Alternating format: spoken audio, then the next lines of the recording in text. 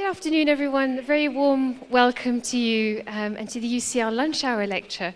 It's a great pleasure to see you all today, and it's a delight to introduce Dr. Bill MacLehose, who's going to talk to us about the contribution of Islamic thought and Islamic science to science more generally. Welcome, Bill. Great, thank you. And thanks to the organizers as well.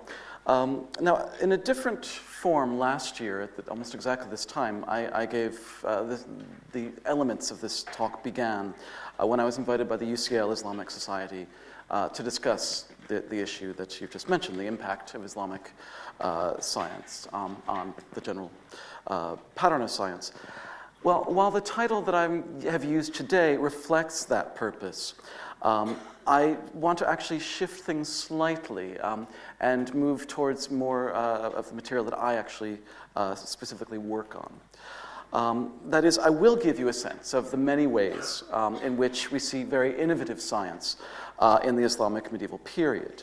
But because there are a lot of new and very high quality general overviews of this material, I've decided that I will give just a quick survey of that and then move on to the specific area that I work on, which is a subfield within the history of medicine.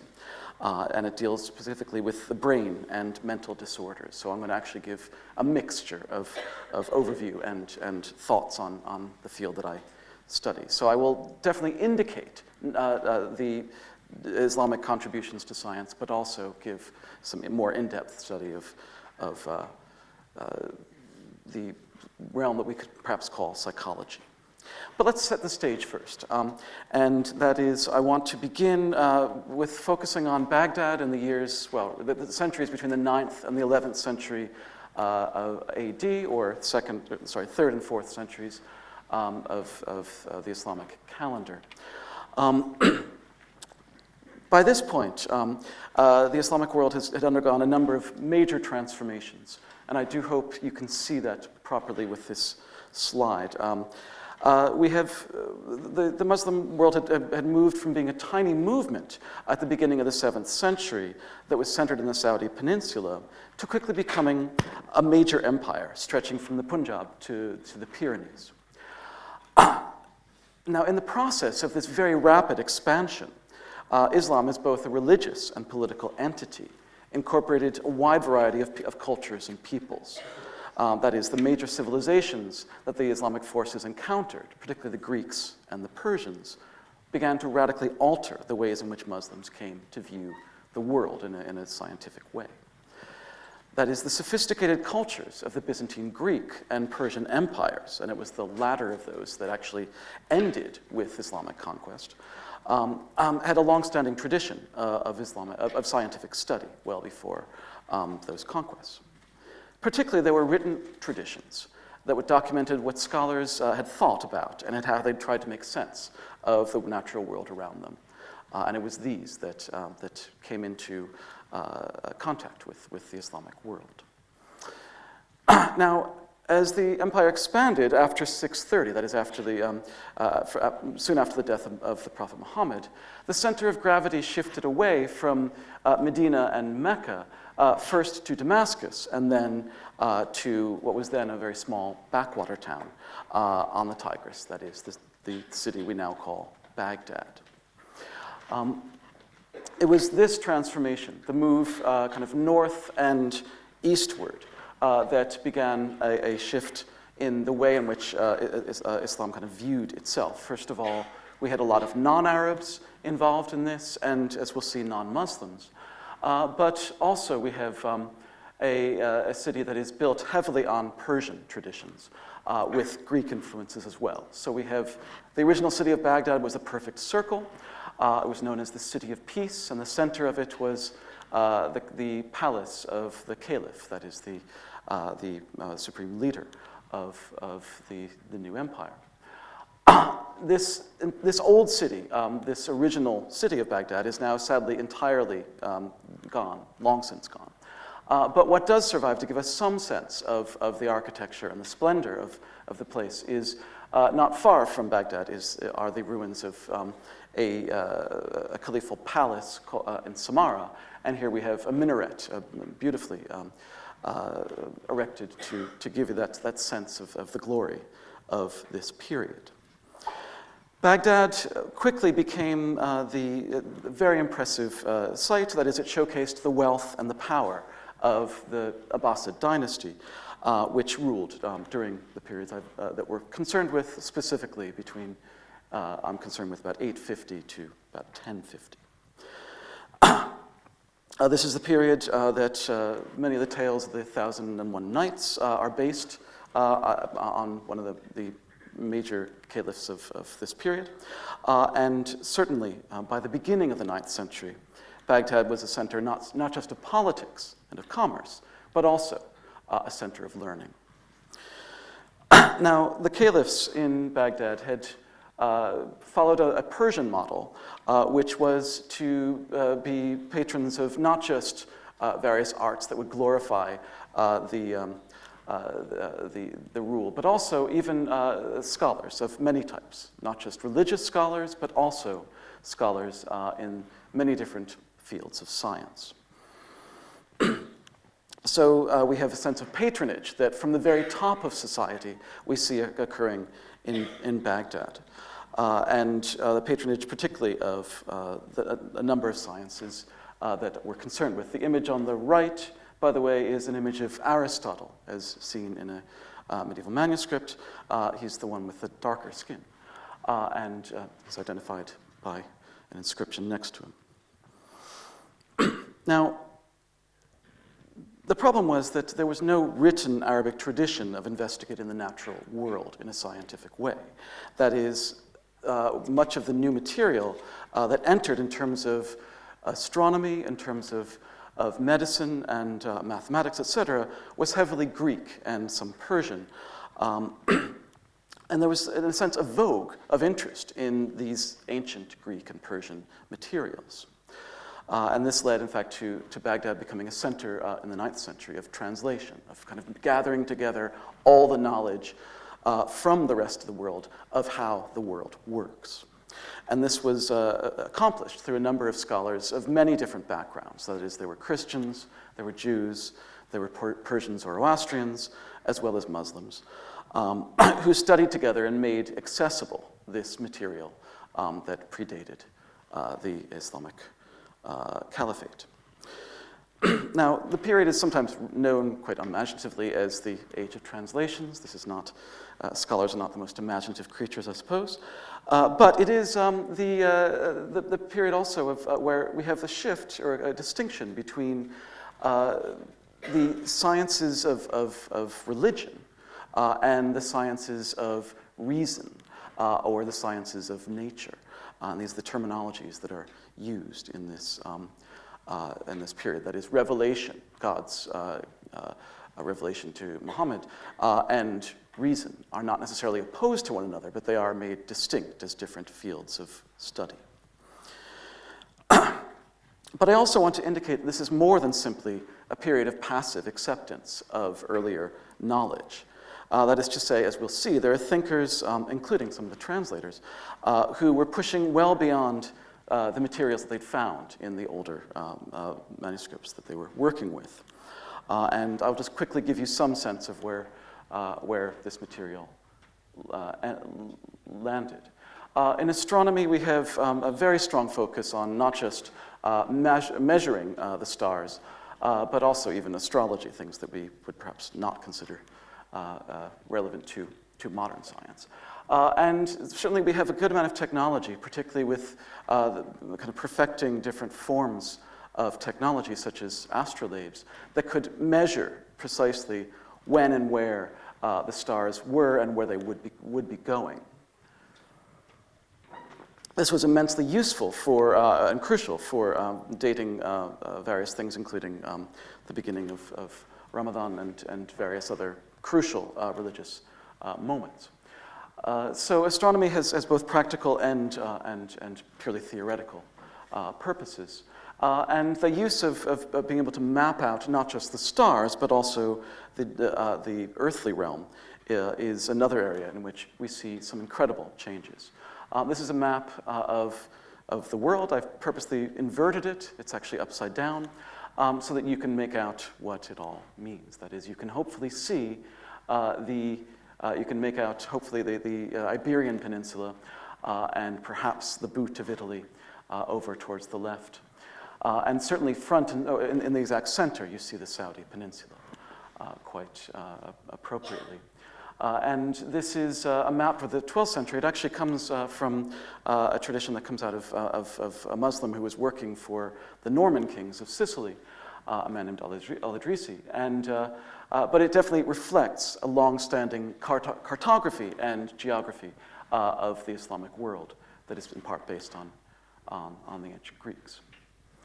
And it's this, with incredible precision, we have far more detailed maps than these that were used for navigational purposes and otherwise in terms of mapping out the empire of the Abbasids and later dynasties. Just to add a few other illustrations, we have some intriguing interest in how technologies could be used for various practical and purely entertainment-based purposes. One famous figure, though there are many others, is Al-Jazari, who in the early 13th century created a number of mechanized items, some of which were very productive pumps, and others were automata. Some people argue they're the first robots, in the sense that they are moving, usually clocks, that would allow for these drums and horns to play without human intervention. That is, it was a mechanism, often water-based, that would lead to these being triggered and the sounds being produced. There are also water bearers and other robots or automata along these lines. But it is, as I said, this is a period where we have a good amount of material. But what I want to focus on is something quite different from this, and that is what I've told you is that so far is material that's actually quite well known and certainly out there.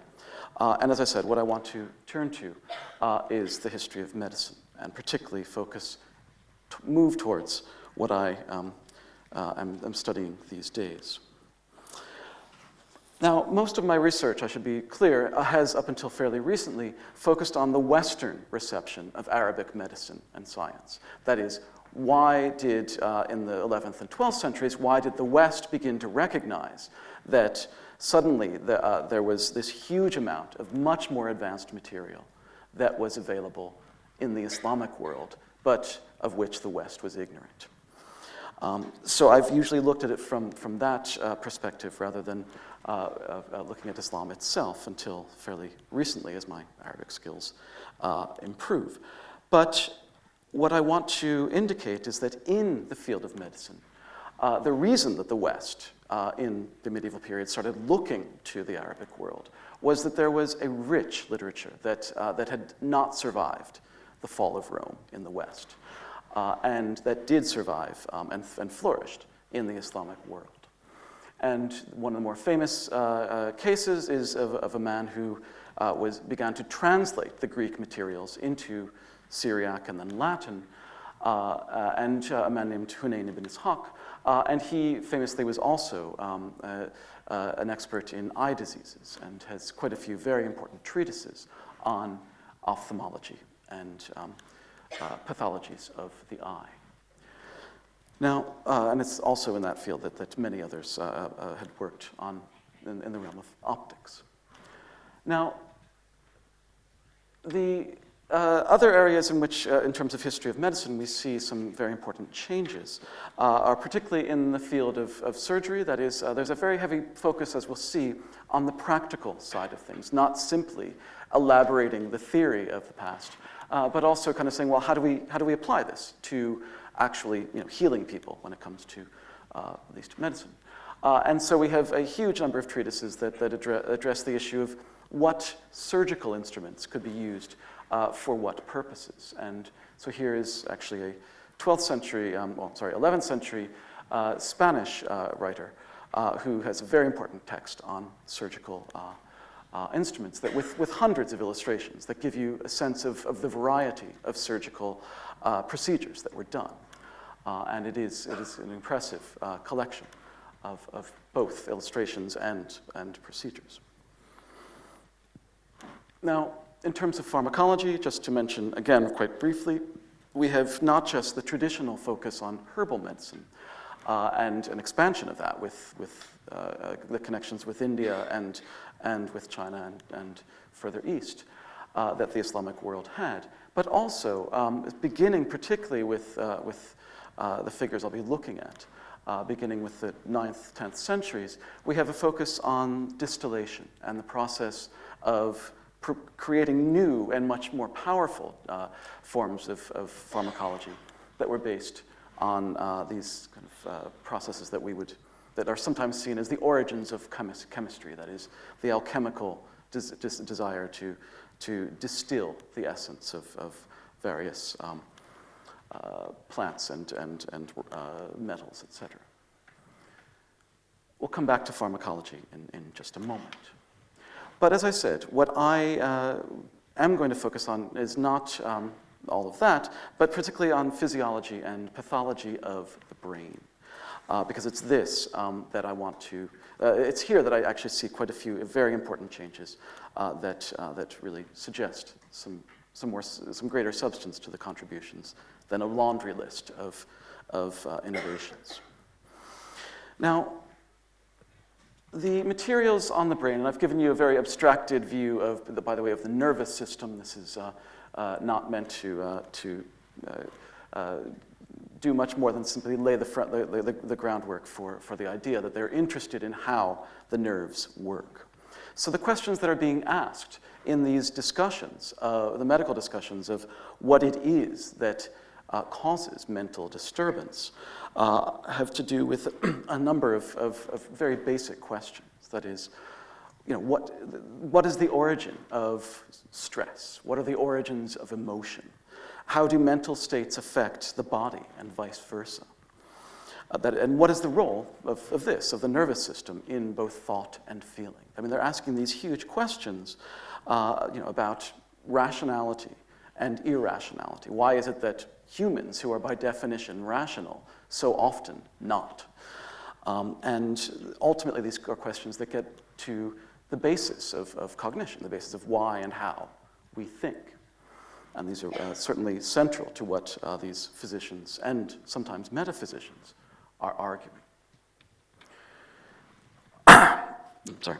The sources that we find here identify a number of new mental diseases. That is, we have instantly we might think of insanity as the most crucial kind of litmus test for studying the history of mental disorder. But in fact, there's a huge number of different texts and different materials that discuss the spiritual, the behavioral, and even what we would call the psychological elements of these diseases of the brain, as they're known. As we find just this, I can give you a quick list of some of the categories. We have delusions, we have anxiety, we have migraines, insomnia, mania, melancholy, strokes, coma, catalepsy, fears, obsessions, love sickness, it's considered a pathology here, and perhaps most entertainingly, something entitled lycanthropy, which is the belief that the sufferer imagines himself to be a wolf or a dog, sometimes a cow and a rooster. There's a famous story by Ibn Sina about curing a man of thinking he's a cow and wants to be slaughtered, in fact. The material, despite the humor of that story, was, like so much of the scientific material, influenced by Greek medicine, particularly the thought of the 2nd century writer Galen. But the Islamic materials moved well beyond the Greek sources in both theoretical understandings and, as we'll see, in practical applications. Part of this is due to religious considerations. That is, the monotheistic tradition with which we're dealing brought with it a complex metaphysical understanding of the relation between body and soul. At the same time, historically, these physicians were uniquely aware of what we would call the psychological and even psychosomatic disturbances of the brain. But the physicians saw these conditions not as religious or moral concerns, the idea of God punishing or testing people, which was quite common, but instead they viewed mental disease as illnesses simply of the brain, that is, with equally bodily and mental origins, but not particularly external spiritual sources. One of the most famous physicians, Razi, known in the West as Rhazes, who died around 925, wrote about both bodily and spiritual medicine, arguing that the two were not mutually exclusive, but suggesting that the physician should address both of these. Physics like Razi and his even more famous later contemporary, that is, later figure, Ibn Sina, known as Avicenna, among many others, focused on the emotions and even stress-based illnesses, as well as illnesses with very clearly bodily origins. And by the way, note, just to give you a sense of how powerful later Avicenna was, here he is crowned between the two major figures of the Greek world, Galen and Hippocrates, but he stands in the middle. And for reasons of partial mistranslation, he was thought to have been a prince, but he also was considered the prince of doctors. Now, it's not simply in the kind of theoretical study of the brain that we see figures, Islamic medics concerned. It's also in the treatment of those diseases that we see some very innovative techniques and, as we'll see, institutions. The Islamic Hospital, for example, was a very unique phenomenon in the medieval world for a number of reasons, not least of which was the treatment of the insane. This is the very first time, in fact, when we get hospitals in which there are clearly identified sections for the mentally ill. And the very structure of the hospitals incorporated these spaces for the medical treatment of the mad. And they are, as I said, the very first recorded instances of such phenomena. But more important is how the insane were treated. That is, the therapeutics were actually quite humane, for the time at least, and rarely used violence or restraint. And if you know anything about the history of mental illness and its treatment, you'll know that it's a history that's littered with records of violence and incarceration and physical restraint, even assault on patients. But in this material, there's quite a major difference. That is, there were certainly pharmacological remedies that were being used, mostly herbs, even some narcotics, but far more important than medication was a heavy focus on the environment. That is, also the habits and lifestyle of the patient. Islamic hospitals were carefully planned structures, and there was a heavy reliance on physical space, particularly gardens and fountains, for healing purposes. The idea was this would soothe the soul of the ill patient. Now, the recognition of different responses to these diseases as unique from purely bodily ailments was central to the search for both the cure and the care of these patients. That is, altering the patient's environment and focusing on calming the sufferer became essential to the treatment of the mad. But even more revealing than the treating the insane in institutions were the treatments that were suggested for the average person's mental distress. That is, people who did not require hospitalization or at least removal from the public realm, but just the average person who is feeling stress or some disruption. For these less troublesome illnesses, physicians focused on a much more holistic view, looking at both the bodily and mental state of the patient. Like the hospital patient, the sufferer's diet and exercise were to be altered, as well as things like pleasing walks and music and relaxing baths. This is a focus on what's known as regimen in this period.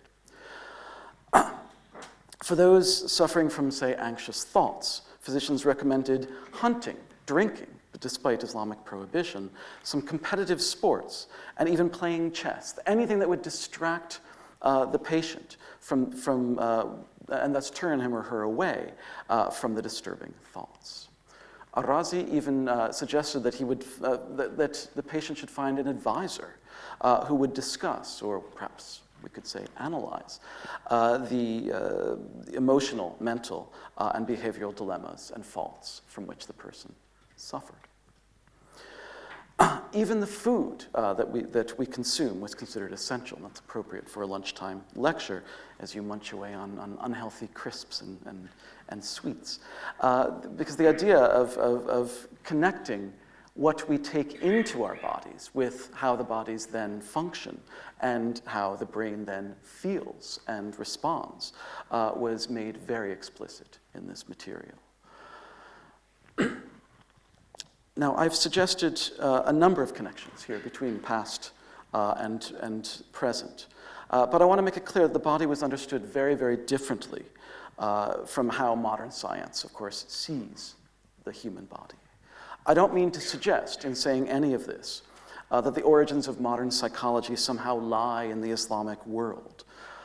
Instead, I want to make it very clear that the body and mental processes, as they're understood in this period, were very, very different, radically so, from our own. That is, the focus here is on a humoral system, that the body is made up of different liquids, and certainly the correlation of body and soul is something that we don't necessarily, certainly in the sciences, don't necessarily consider, and we've lost that tradition, or at least excluded it. But I do want to indicate, despite this, that early Islamic medicine shows a very clear understanding and interest in the psychosomatic, the psychological, in the holistic view that is expressed so often in these sources. This reflects a desire in this period for a rational study of the irrational or the non-rational in humans. What is the relation, the Islamic physicians and metaphysicians are asking, between emotion and reason, between the passionate and the rational aspects of human life?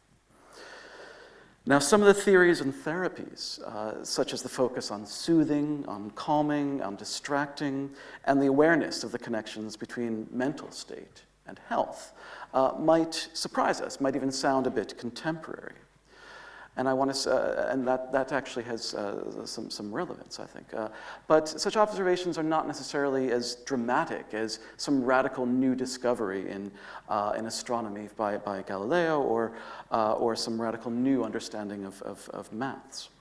But I do want to suggest that these changes in understanding and treating diseases of the brain, also known as diseases of the soul, diseases of reason, present one way in which medieval Islamic science was at times both innovative and potentially relevant to the modern world. So, thank you.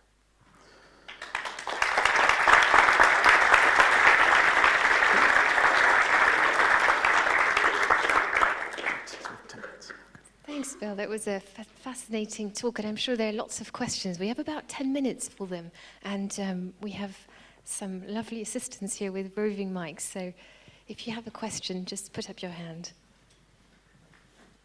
Yes, this one over there.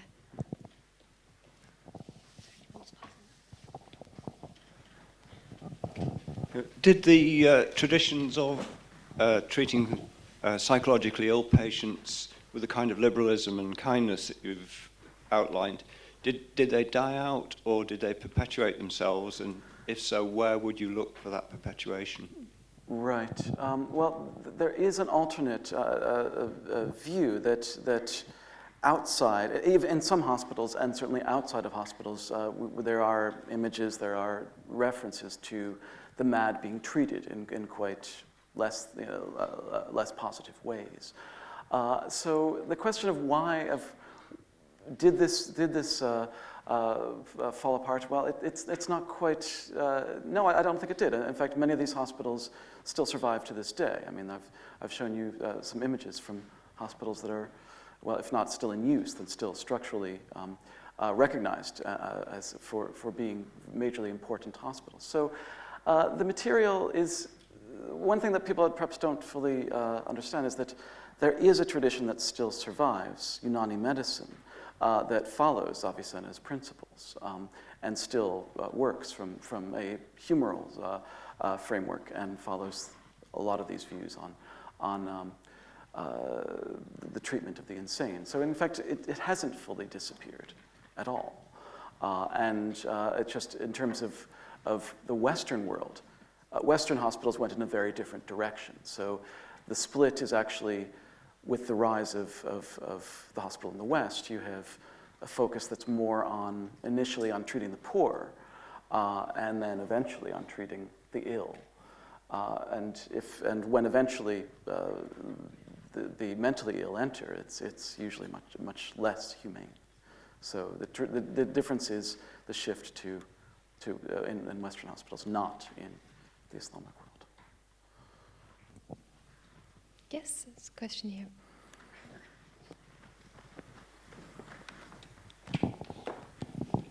Thank you for the talk. I just wanted to ask, because this talk really focused on the positive. Sorry? This talk really focused on the positive influence of Islam on science. Mm. Was there ever a case when it had a bad influence on science? Well, it depends how you're defining positive, I suppose. Okay, yeah. Oh, sorry. Yeah, the question was, are there moments, if the focus has been, and not just by me, but by many, on looking for positive influences of Islamic science on science as it's performed now, are there examples of negative moments? And the answer would, I don't have an easy explanation. But the question is more one of this, one can, in the Renaissance, the argument was it was Islamic medicine that held back, Islamic science that held back the West. That mistranslations of the classics and kind of slavish acceptance of what Aristotle or Galen said was what was restraining the world. So historiographically, this is a way of correcting that view of the negative impact of Islam. So you can find plenty of evidence of that in much older writings. But in terms of specific examples, let me think about that. I may have to get back to you on that one. Yes, there's one here. Hi, thank you for the talk. Specifically, what do you think it is about the Islamic civilization that enabled these practices to proliferate rather than the Byzantine or any other civilization during the course of the last 1,000 years? Well, I think they could have potentially arisen in Byzantium, actually, because the Islamic hospital comes out of Byzantine traditions. But it becomes, it's the emphasis on funding, actually, in some ways. Since so much of science comes back to money, that you have the support of these hospitals from the highest levels, from the caliphs downward, so that you have a good amount of material. The hospitals that survive from the 11th, 12th centuries are massive. And it's only in the Islamic world that you find anything like that structure. So perhaps if there had been the money put into, say, the Byzantine world, it's possible that you would find parallel institutions. There is a case in the 12th century of a Byzantine blueprint for a hospital that would have included these things after Islam had already incorporated them, but it was only a blueprint. It was never fully put into function. So it's possible it could have, but so I'm not sure there's anything specifically distinguishing the Byzantine from the Islamic there. What I would say is that there is an interest in psychology that Avicenna in particular demonstrates that you just don't find in the later Greek medical materials.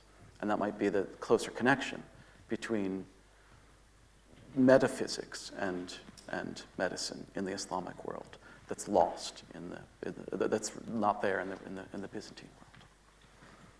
Question with a lady in the blue there, and then I'll come back to you.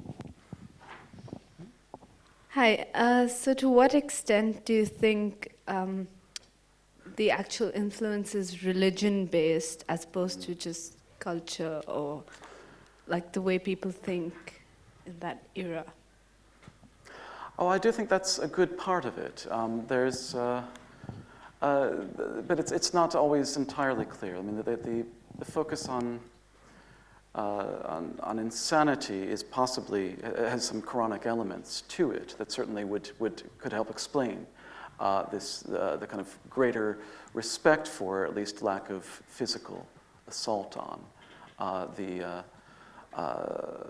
mad. But at the same time, you could find parallels in the Christian world for that kind of treatment. And certainly, in terms of medicine, you find the treatment of insanity is a very common way in which both Christian and Islamic cultures kind of had religious healing, that is, demonic, removing the demonic possession that was thought religiously sometimes to cause madness. Because keep in mind, in Arabic, the term, the root of the term majnun is jinn, so it refers to this notion of possession. And you find the same in the West. But at the same time, there is also, despite that religious focus on exorcism, you've got a very different language in the medical world that is, if not entirely secular, then far more secular than focused on Quranic or biblical argumentation. So you've got both in some ways. There's a question right at the top. You say that it came from the very top, the funding. Was there some sort of religious compensation for providing these things? Because it must make a huge difference politically if people at the top provide them, unlike our modern politics, which is give to the rich and take from the poor. Okay, fair enough. Certainly, I do think that the compensation is perhaps often seen as being ideological. That somehow the idea that this is what a good ruler does, and a good moral, upstanding ruler. So whether you were, and as I said, it comes from the Persian tradition. So the Persian Empire was Zoroastrian in its state religion. And this had both moral and political implications. So the compensation was perhaps in an afterlife as well as in the present. But the question of why the funding was for both translation and for hospitals, et cetera, was so what was at the highest levels hasn't been fully satisfactorily explained. Why do you get that to such an extent, and the secular sciences at that, and some that are not inherently practical for political purposes? That's what's never been fully kind of explained, why people are interested, why at the highest secular levels you find such interest. But I agree with some of your other observations. One final question, perhaps, if you... Yeah. Thanks. Thanks for the talk. I just want to ask, so this era has always been known as the golden age of Islamic investigation and science. Right. Can you tell me what were the time points where this began to go into decline, and if you know any of the factors that might have led to it? Yeah, I purposely avoided that. That's actually one of the reasons that one of the things I discussed last year, and it's a very irritating point, and one that actually depends on what ideological interest you have in making the argument. So if you were to draw a graph, then the very moment that is seen as the nadir of Western medicine and science is precisely the kind of moment of the golden age of Islamic science. And conversely, Islamic science is seen as declining, just as Western science is rising. And to me, that's a very dangerous kind of ideological explanation for things. There is, so perhaps if the chronology is almost correct, then the question is why, in, say, the 13th century and later, do we see fewer scientists and medics doing this kind of work.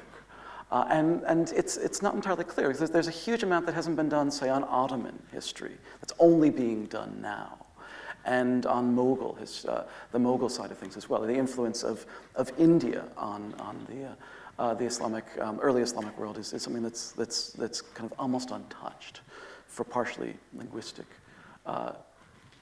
failures. Personally, I don't like to kind of to even address those issues, because they are so loaded with the idea, the very notion of naming a lecture the influence of Islam on science is built upon the notion that it once had an impact, and that it implies, even unintentionally, the idea that it once had an impact that it no longer has, and that Islam is a single entity, which, the difficulty of all of those elements. You could parse the entire title that I've chosen and destroy it, if you like. But all I'll say on that issue is there are multiple explanations, none of them easy and none of them fully explain things, but also you should always be aware of why people would make those arguments and what people intend. Not you, I'm saying, but when they ask those questions. I think that's an excellent note to end on. Please join me in thanking Bill for his great talk.